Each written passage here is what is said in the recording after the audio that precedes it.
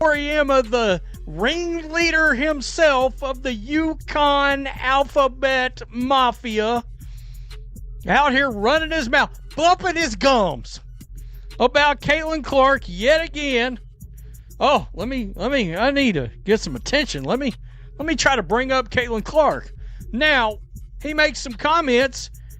He is partially right. He actually admits these WNBA players want to kick the shit out of Caitlin Clark. The strangest rule in basketball might be this: the bigger your impact, the easier it becomes for everyone else to explain why getting knocked around is somehow your fault. That is exactly where Caitlin Clark's story has landed after. Gino Oriema made comments that sent the basketball world into meltdown.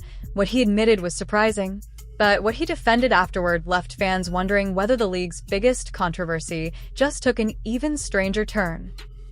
Every minute of every day. And here's the known hater in Gino, and I'm talking about the Gino from UConn. That was him talking, about all the stuff that's going on with Caitlin Clark. And even he can admit that it's some nastiness going on towards Caitlin Clark.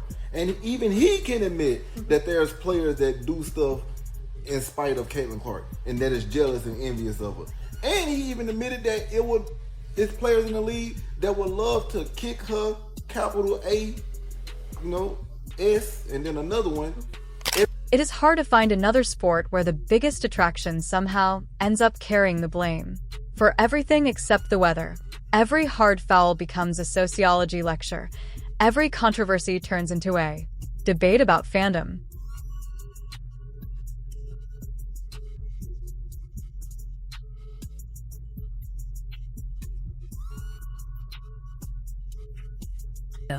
I changed my mind on this whole Caitlin Clark and Indiana Fever situation. Hear me out. Now, I was looking at it like, I can't stand Stephanie White. I can't stand the division she's caused in this locker room. Let's be real. Sophie Cunningham said it last season. You know what I'm saying? We heard the Vanderbilt players say she did that in college. I can't stand the way she's trying to make it about Kelsey. She's doing everything to ensure this is not Caitlin Clark's team. So for that matter, I wanted the Fever to lose. And somehow, the player at the center of the storm is expected to absorb elbows, shoulders, forearms, and criticism with a smile, while everyone else explains why it is actually perfectly understandable.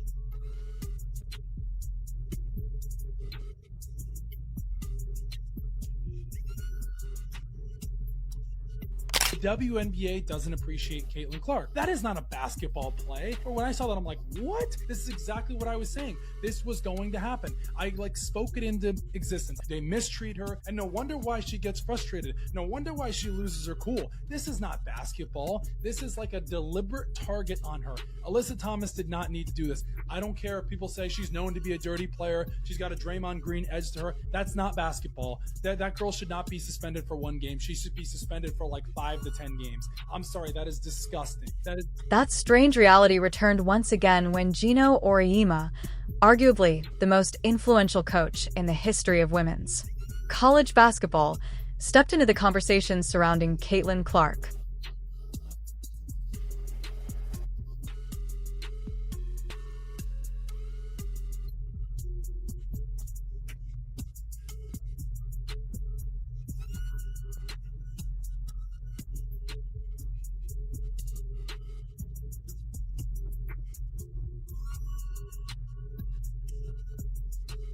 Come down and he decides to blame her fans. You notice this? This is becoming a thing throughout all of women's basketball. Let's start blaming Caitlin Clark's fan base. And I got to tell you, for a league that wants to make money and wants to grow, shit talking the fan base that has gotten you a new CBA, because let's be real, Caitlin Clark came in and her fans followed. His appearance on a podcast quickly became one of the hottest talking points across basketball because, while he acknowledged something that many fans have been saying for months, he also shifted much of the conversation toward Clark supporters. The result was another round of arguments in a league that seems to spend almost as much time discussing Caitlin Clark as it does playing basketball. For months, the discussion surrounding Clark has followed an almost predictable pattern. She takes a hard hit during a game. Fans react. Videos spread across social media. Within minutes, analysts begin debating whether the contact crossed the line. Current and former players weigh in. Coaches offer careful. Once again, this is how the Indiana Fever failed Caitlin Clark. So listen, okay, how does it front office keep making the same mistake over and over again?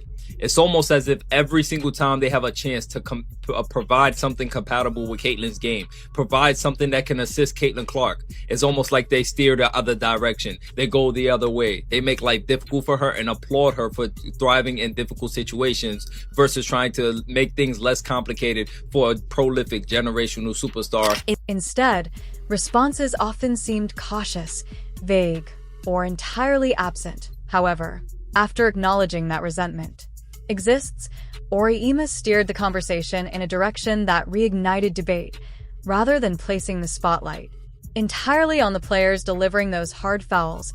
He discussed how Clark's enormous fan base had transformed her into something much larger than a basketball player. According to his perspective, she became the symbol for countless conversations about race, popularity, media attention, endorsements, and the changing landscape of women's basketball. In his view, the reactions from fans contributed to making every incident far more explosive than it otherwise might have been. That argument immediately divided basketball audiences. Many people agreed that Clark's popularity naturally magnifies everything surrounding her. Every turnover becomes a highlight. Every three-pointer dominates social media. Every foul receives millions of views online. Very few athletes have entered a professional league carrying that kind of spotlight, yet many others questioned why the focus continually shifts toward her. WNBA media, mask off. You've seen it the last few weeks. They're not even going to play anymore. They're just like, look, we're just going to go full tilt with the racial stuff, right? The NBA media, Stephen A. Smith, he said last week, LA Lakers can't win with a bunch of white guys. Almost zero backlash. The sports world, the basketball media is going mask off. They're not holding anything back anymore. And this lovely lady, as you can see, listen, I'm simply captivated by her beauty. It's going to be hard. Looking back over the past 2 seasons, there has certainly been no shortage of controversial moments involving Clark. Several incidents have sparked nationwide debate because they appeared to go well beyond ordinary physical basketball, hard shoulder checks, aggressive body contact away from the ball, unnecessary shoves, forearm strikes, and plays resulting in flagrant foul reviews have all become familiar storylines. Every physical sport includes tough defense. Nobody expects basketball to resemble ballroom dancing. Screens are physical. Boxing out is physical. Contesting shots is physical. Even hard fouls sometimes happen during legitimate basketball plays. Veteran players deserve credit for helping sustain professional women's basketball through years when television audiences were much smaller. Clark also deserves recognition for attracting an enormous new audience unlike anything the league had previously experienced. Those two realities do not cancel each other out. Unfortunately, public discussions often treat them as though only one can be true. That tension has become one of the defining storylines surrounding the WNBA's recent growth, or media attention. That point deserves emphasis.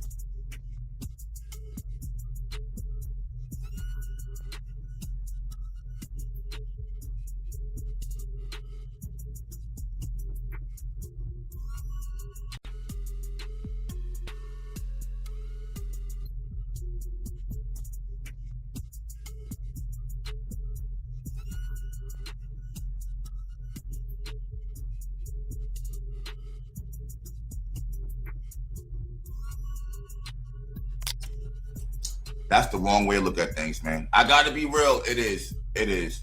Number one, that's a disservice to Caitlin Clark. Do you want to see Caitlin Clark not make the playoffs? Is that what we want to see? She's never had a losing season in her career, period. Do we want to see her not make the playoffs? Do I like Stephanie White? No, hell no. Do I dislike her more than I like Caitlin Clark? No, not even close. Not even close.